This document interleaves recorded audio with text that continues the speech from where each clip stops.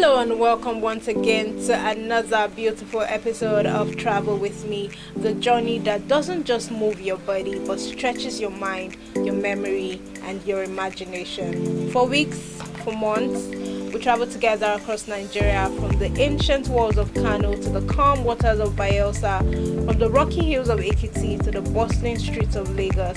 We walk through history, culture, food, festivals, and forgotten stories.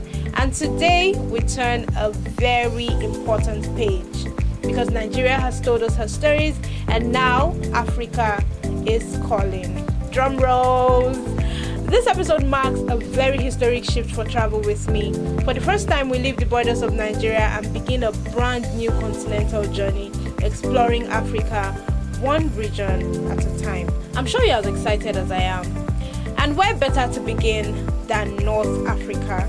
More specifically, Egypt. A country so old that time itself seems to pause when you say its name. A land where history is not preserved in museums only, but it also lives in stone, in sand, in rivers, and in everyday life. So today, don't just listen. Travel with me for real. My name is Dami and I am your virtual travel buddy. Let's get right into it. Now, this is where history began.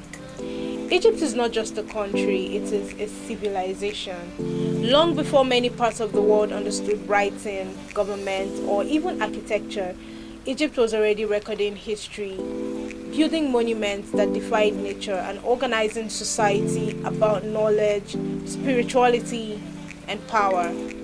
Egypt sits in North Africa, bordered by the Mediterranean Sea to the north, the Red Sea to the east, Sudan to the south, and Libya to the west. But what truly defines Egypt is not just its borders, but it is the river Nile. The Nile is the heartbeat of Egypt. Ancient Egyptians believed it was a gift from the gods. Without it, Egypt would be desert. With it, Egypt became one of the most powerful civilizations the world has ever known. For over 5,000 years, Egypt was ruled by pharaohs, leaders who were believed to be both kings and gods. They built temples, pyramids, tombs, not just for power, but for eternity. Empires rose and fell, yet Egypt endured, passing through Greek rule, Roman conquest, Islamic civilization, Ottoman authority, and eventually modern nationhood. And still, Egypt remembers who she is. Moving on, Egyptian culture is a very fascinating blend of an ancient heritage and modern Islamic and Arab traditions. Family is sacred in Egypt.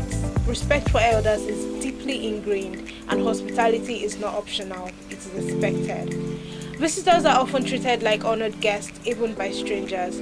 Religion plays a major role in daily life. The call to prayer echoes through the cities like Cairo and Alexandria, reminding everyone, locals and visitors alike, that faith is woven into the rhythm of the day. Traditional clothing varies. In rural areas, you often see men in jalabias, long flowing robes, while women may wear hijabs or modest dresses. In big cities, however, modern fashion blends effortlessly with tradition. One striking cultural element is time. Egyptians value relationships over strict schedules. Conversations matter, moments matter. Rushing is often seen as very unnecessary. It's a culture that teaches you to slow down and listen. Now, if you're visiting Egypt for the first time, there are things that will surprise you. First, the noise. Yes, Egypt, especially Cairo, is loud. Car horns are communication tools. Silence is rare. The city breathes loudly. Secondly, bargain is normal. In markets, prices are suggestions, not rules. Negotiation is part of the culture, and refusing to bargain may actually confuse the seller. Thirdly, personal space is flexible. Egyptians are expressive, warm, and physical in conversation. Standing close is not aggression, it is friendliness. You should also know that ancient history is everywhere in Egypt. You might be buying bread beside ruins older than many countries on earth. And finally, Egyptians have a very deep pride in their past. The pyramids are not just tourist attractions, they are family inheritance. Now, let us explore some of Egypt's most breathtaking destinations. Our first stop is going to be the pyramids of Giza.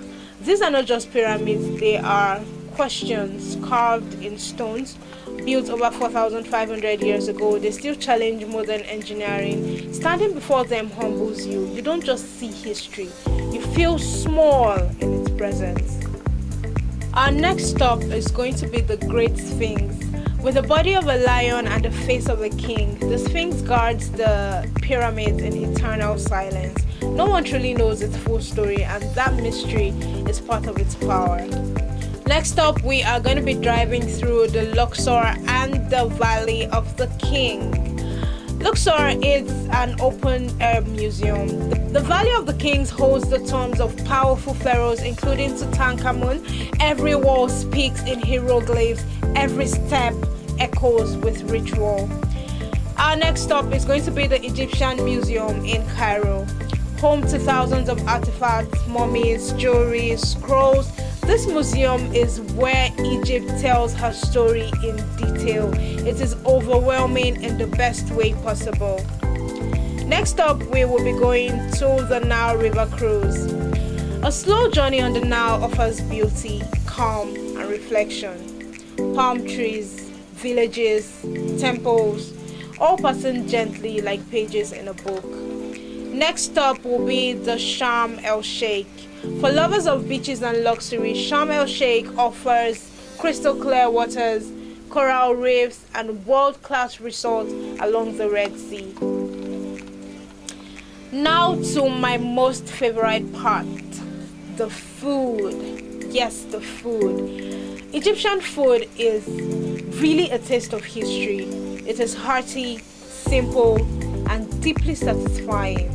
The first dish on our list is the koshari. It's a mix of rice, pasta, lentils, tomato sauce, and crispy onions. It is Egypt's national dish.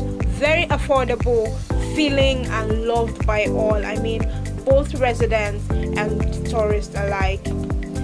The next dish on our list is the faux medames. It's a mashed fava beans with oil, garlic, and lemon. It's the breakfast staple. Next is the molokia, which is a green leafy soup. It divides opinions, but once you love it, you really love it. Bread is sacred in Egypt. Meals are communal.